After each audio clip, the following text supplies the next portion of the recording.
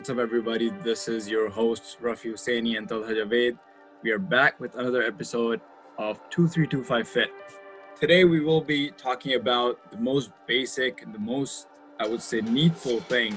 I don't know if that's a word, but most needful thing that we need in today's day and age, especially with COVID, people staying at home and worried about their fitness. Today, we're going to cover nutrition, what are calories, different types of calories, different types of food. What you can do, even if you're not active, what you can do nutrition-wise to stay in the best health and best shape of your life.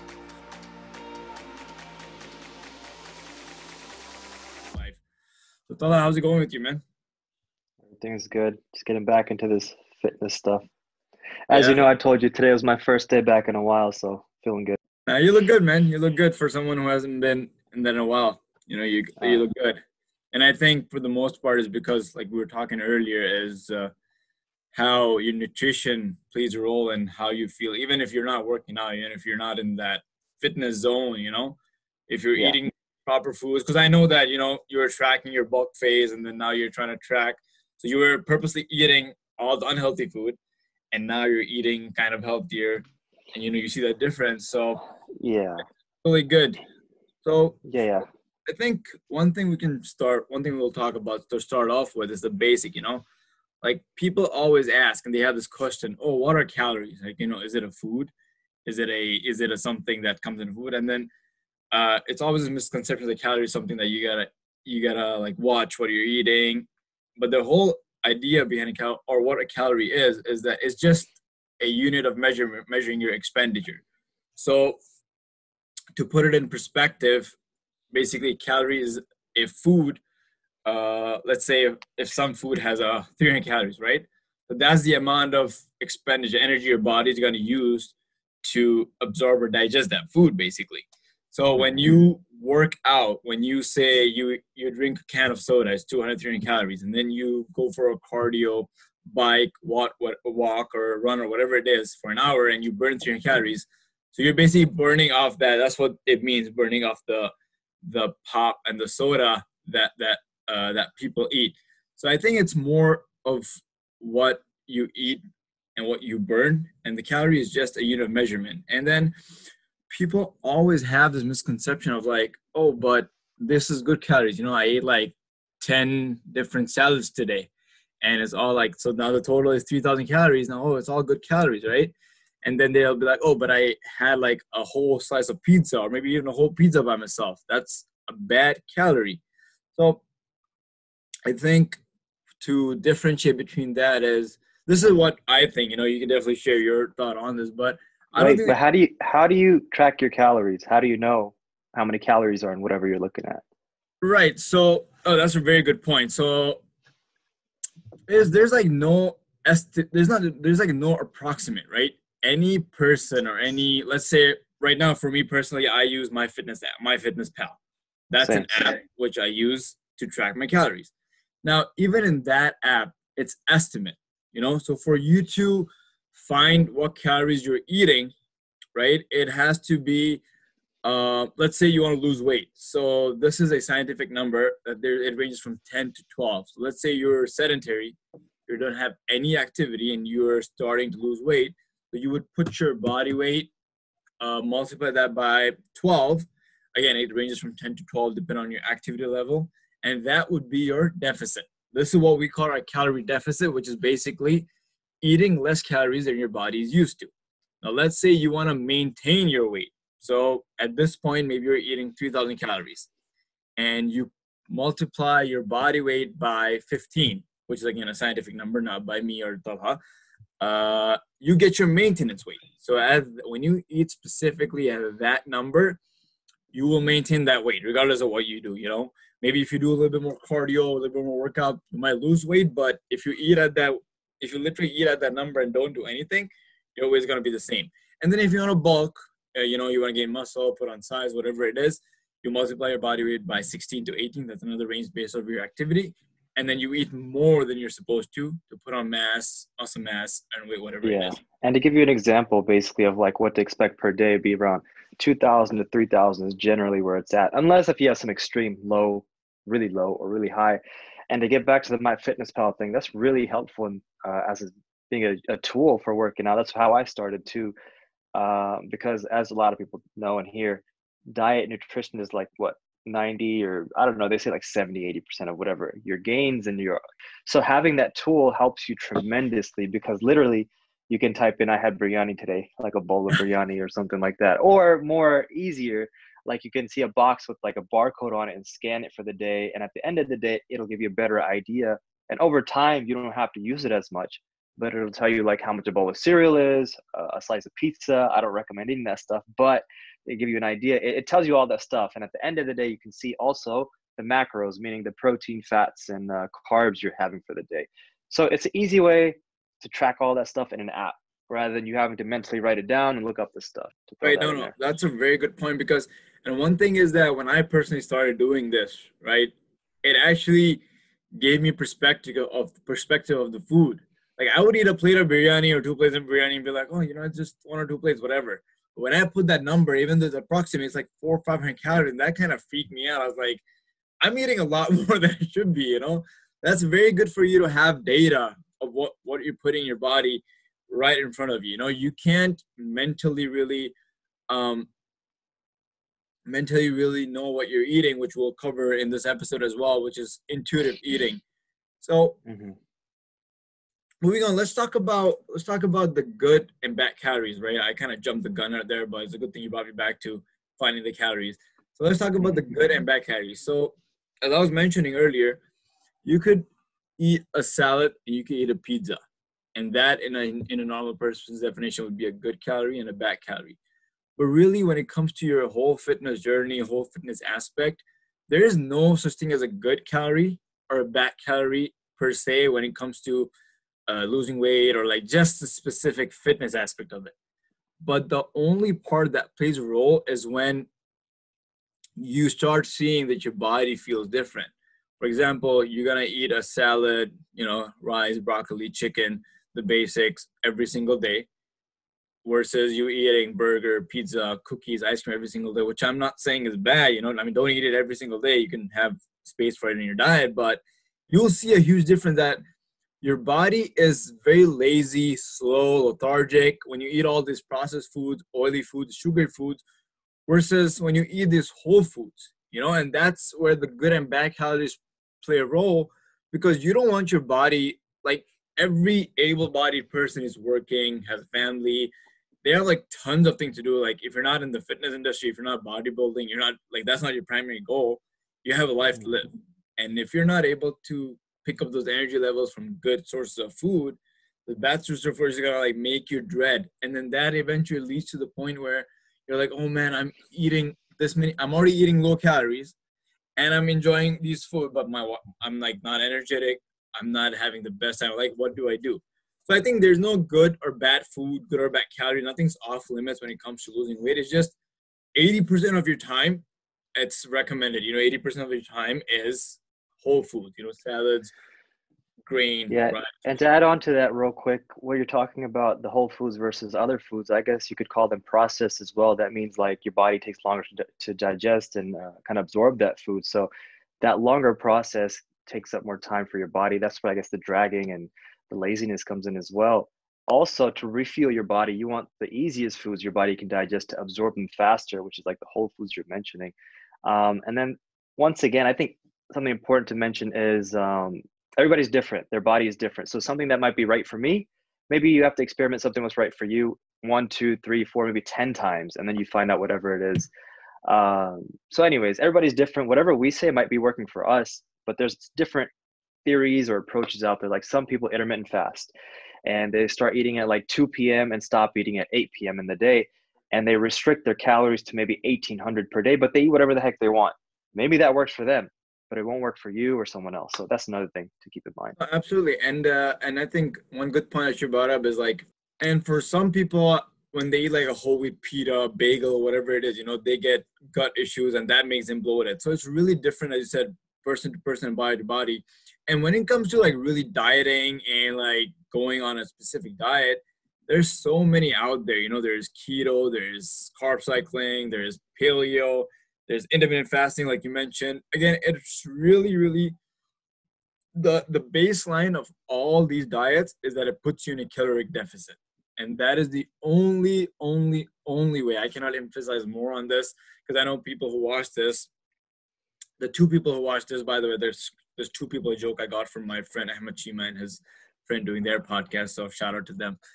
They will be like, oh, but I'm doing keto and I'm not losing weight. These people will be like, I'm doing keto and I don't lose weight. I'm doing this, I don't lose weight. I'm like, you're doing whatever you're doing, but you're eating still more calories. There's a whole difference between dieting properly versus the food you eat. So I think that's very, very important point that you said, that for every person, they have to find what works for them, what's best for them, and they can not compare their diet and their lifestyle to the person. Like, even for me and you, I cannot be like, why you eat, let's say you eat pizza and you are lean for the whole year. I mean, you wish that was the case, but let's say if that happened, and I'm like, why can't I do that? Well, because my body just didn't absorb the food. It's genetics. It's a lot of things that play a factor in it. So that's really and then brought up. To go along that as well, and to go along with what we were talking about as well, just because the same thing for me doesn't work for everyone else, that doesn't mean you have to start from scratch.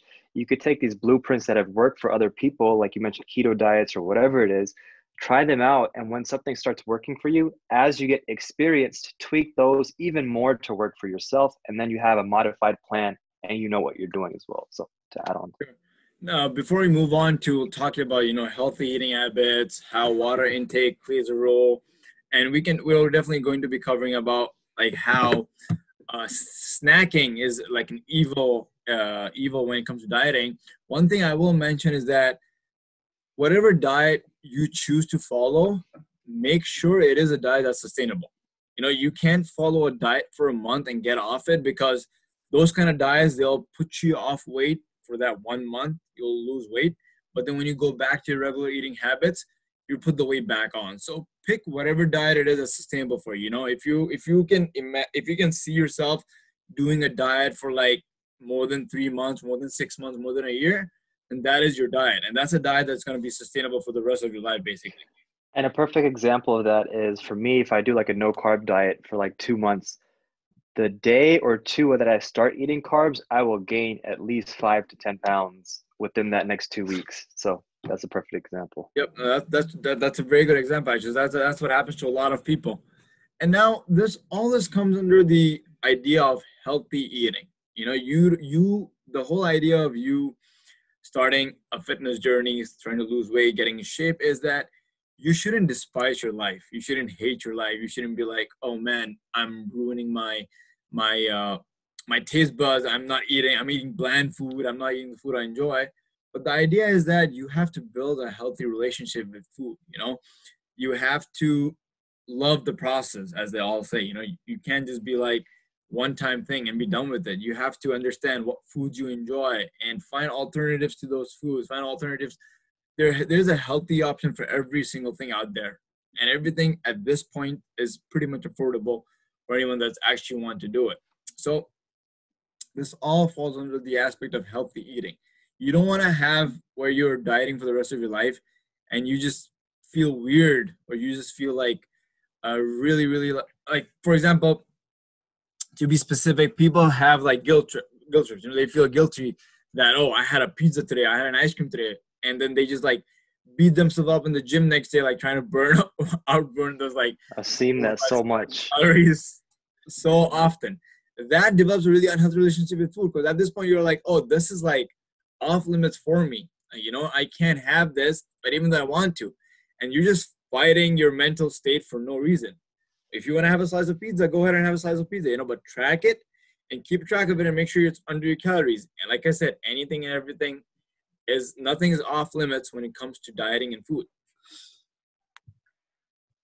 And I think one other thing that I would really, really like notice with people is that they always start to fall off track when they go like, oh, I did this for a week, it's not working for me, or it's something that I don't like, I can't do this anymore. Okay, that's completely fine. That's why you have to go ahead and pick what's best for you. You have to find what works for you, like we mentioned, and you have to be more approachable towards what suits for yourself. If there's a coach, if there's a fitness trainer that's telling you a specific diet, you have to let them know that you don't like this food. These are your food allergies, or you want pizza, or you want thing.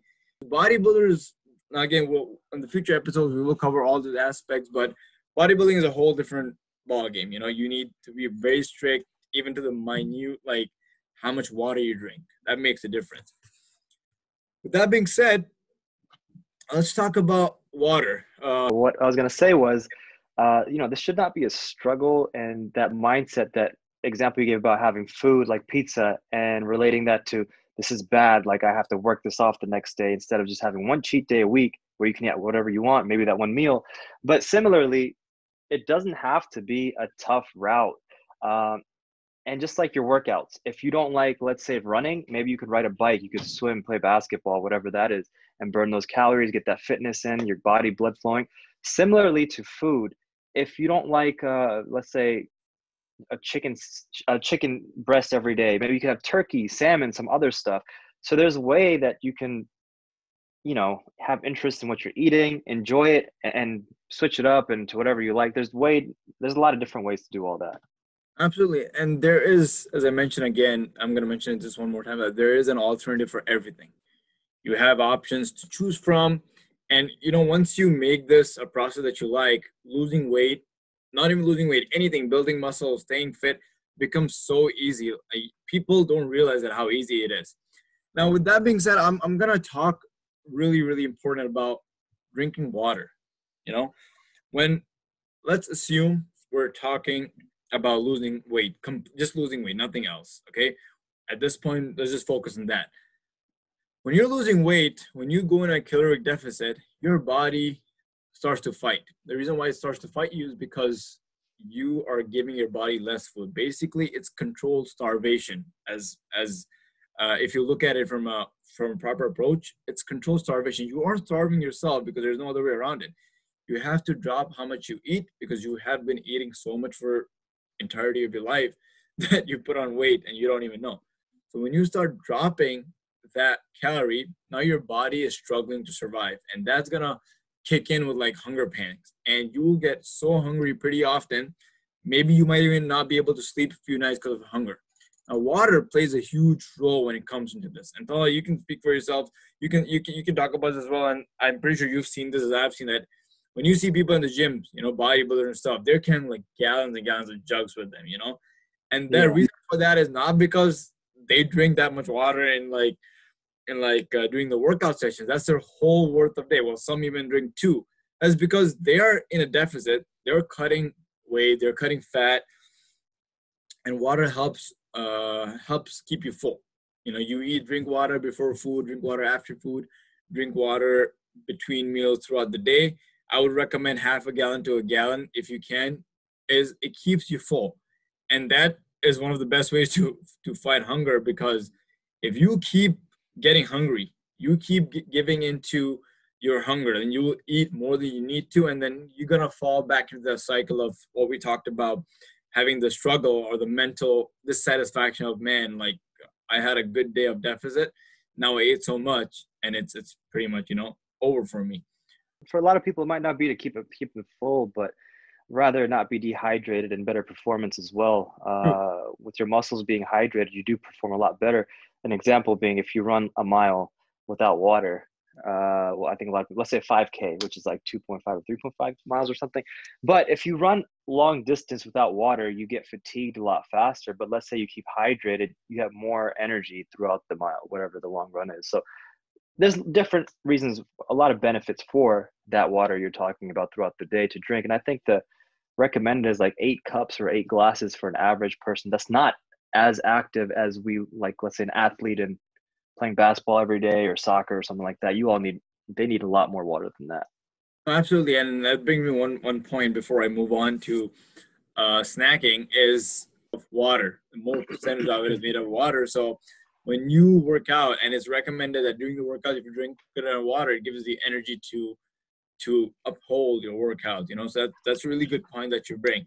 And one of the things that water helps with is it helps you avoid snacking, which, by the way, snacking is like the worst evil, in my opinion, when it comes to losing weight. You know, you have a pack of, and I would say never, if you're on a diet or not on a diet, try to avoid eating as much as you can things out of a packet. You know, let's say you have these assorted things. You just put your hand in, you grab it and you eat it. But when you look at the actual serving size, it says 30 almonds is 200 calories. Now in that fistful, you have like maybe 40, 50, or even a 60, like two What's servings. an almond? An almond? Oh, an almond, right. Yeah. You guys are gonna have a lot of those issues, so good, keep catching on that, Talha. And good, I know you're paying attention. No, but I get your point 100%. Because let's say I open up a bag of chips right now and I get a craving, I'm going to have a few. Before I know it, I'm going to eat half the bag and then 3/4 of the bag and be like, oh, shoot, I just finished the whole bag. And that's not just once. Let's say you do that throughout the week, multiple times a day. It all adds up fast. And the progress you were making will slowly slow down and then turn the opposite way, where instead of making, like, let's say, weight loss, you start gaining weight. So exactly what you're saying is 100% correct.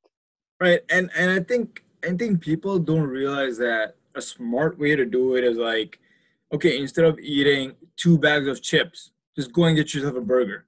You know, it's pretty much the same calorie, but you're at least eating a filling food, because no matter how much you snack, you can finish packs and packs of chips, almonds, nuts, peanuts, whatever it is, and you're never gonna get full because that's just the kind of food they are. You know, and that's why, like, well, like I mentioned before, this water. If you drink water, or let's say you have snacks, you know, you have healthier snacks, you have celery sticks, you have hummus, you have Greek yogurt, you have cottage cheese, you have oats, you have so many different options that you can choose from to eat, rather than snacking on the same nuts and all these other things. I'm not saying nuts are bad. You know, nuts have really good fat. Nuts are highly recommended. You know, almonds, cashews, uh, peanuts, peanut butter, almond butter, cashew butter. These are very, very good things to have, but in moderation, because they're really, really high in fat, and therefore their calorie intake is pretty big. So I would say avoid snacking.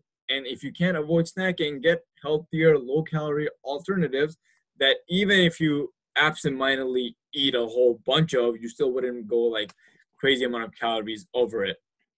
And then this whole thing also, to add on, is experimentation. Like, once again, we keep saying, but once you come up with like when we say a meal plan, it's nothing like so strict and you need to be like a professional. It's just a meal plan literally just means planning out what you're going to eat in a day and trying to be consistent with that throughout the week. So anyways, the snacking idea, maybe you can figure out a meal plan that keeps you full, meaning let's say you eat 4 meals a day or 5 meals a day.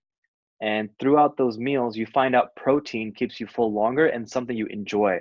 Now, if you make a chicken breast or a turkey or salmon and you have larger portions, but also keeping that caloric, whatever your goal is for the day, keep to those foods, and that'll keep you full longer, rather than having smaller portions and then you want to snack in between meals and then you start eating too many snacks. So it's all about experimenting and a lot of different options out there. Yeah, definitely. And when you identify your portions, right, what you like and and you incorporate in the meal plan, it's easier if you keep it consistent every single day. You know, when people, like you said, people talk about meal plans, they think that they have to cook like 50 different things for the whole week. Well, you don't. You can literally cook the same thing every single day. It's easier for you to track. It's easier for you to keep an idea of. And I would highly recommend that get things that you can track, get things that have calories on them, get things that, let's say, if you're getting chicken breast cut or you're getting steaks cut, get them in specific ounces, so that way you know exactly how much you're eating. You can't just be like, I want to have a half a whole chicken right now in this meal, and then you're like a chicken leg and like another meal. So you don't know. You're going to be all over the place. So that goes back into tracking your calories, as we mentioned. Now, a lot of people have this issue or have this question. Even myself, I used to think about it so many times, that do I have to track calories? Can I just eat whatever I want and still lose weight? People do that, yes, but those people, there's two types of people that do that. Number one, either they're just extremely skinny with like fast metabolism, so it doesn't matter what they eat, they're just burning it off.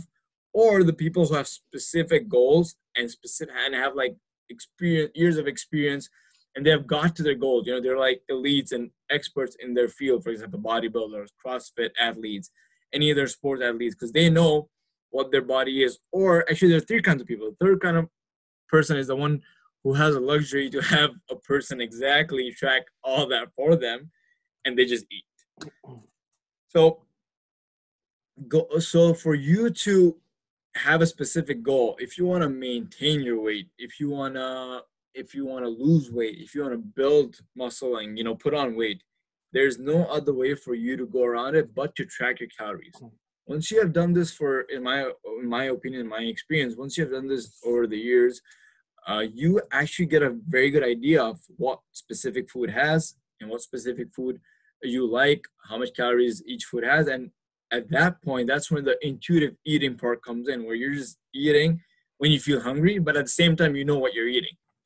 I eat anywhere from like 2 to 3 chicken breasts maybe, or that substitute from like 2 chicken breasts, 1 steak, salmon sometimes, 2 Greek yogurts.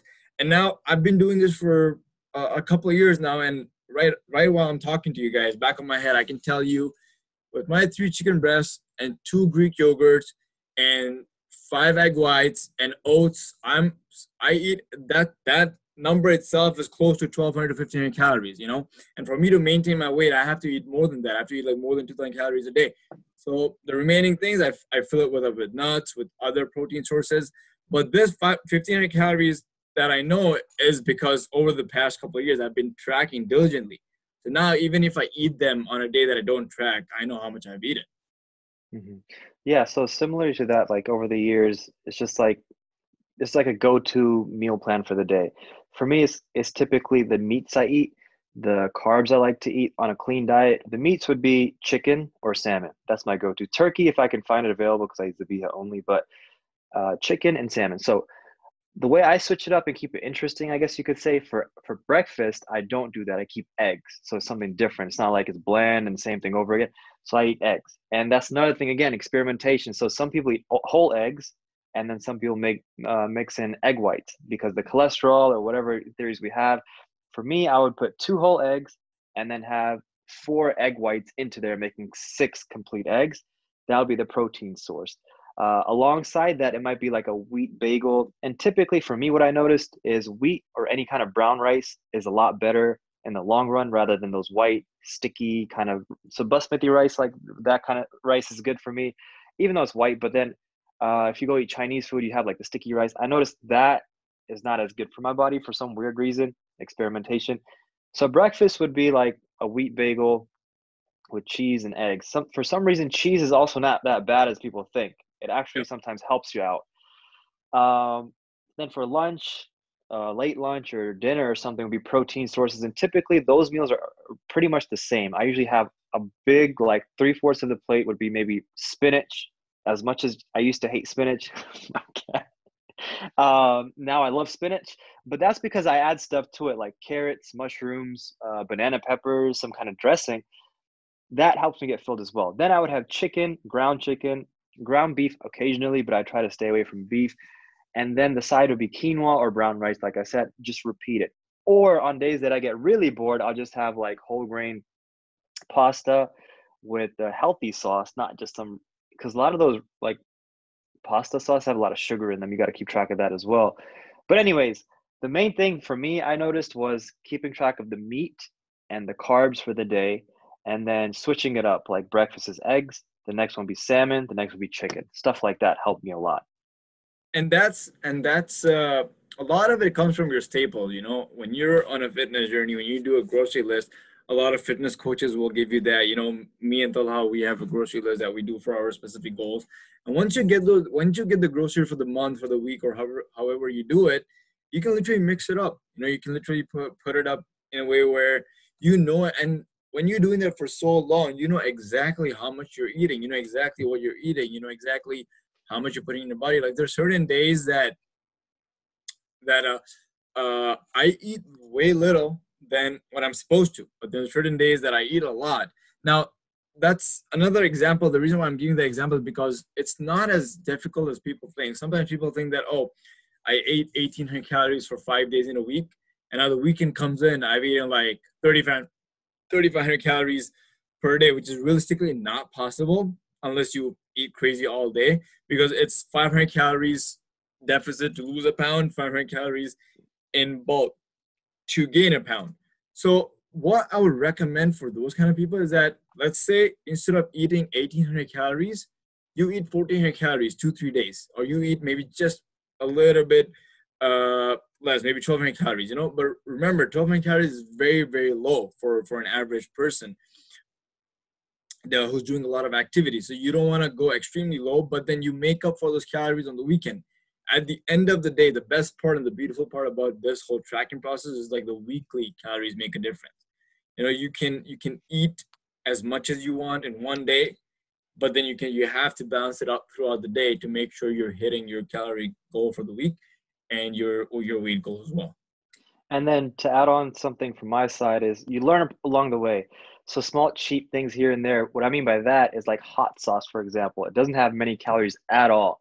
But if you use hot sauce as something to flavor, to switch up the flavoring or whatever it is, it goes a long way.